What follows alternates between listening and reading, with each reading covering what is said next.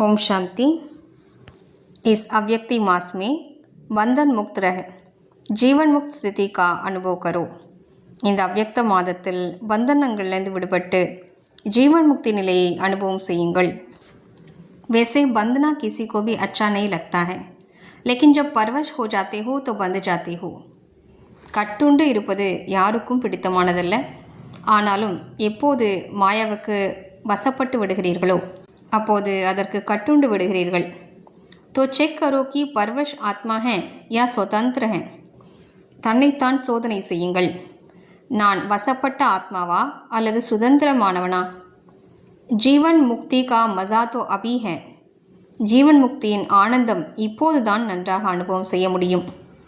भविष्य में जीवन मुक्त और जीवन बंद का कॉन्ट्रास्ट नहीं होगा। इस समय के जीवन मुक्त का अनुभव श्रेष्ठ है। எதிர்கால உலகில் ஜீவன் முக்தி மற்றும் ஜீவன் பந்தனத்தினுடைய வேறுபாடு இருக்காது। எனவே இந்த நேரத்தில் தான் ஜீவன் முக்தி நிலையை நன்றாக அனுபவம் செய்ய முடியும்। ஜீவன் மே ஹே லேக்கின் முக்த ஹே, பந்தன் மே நஹி ஹே।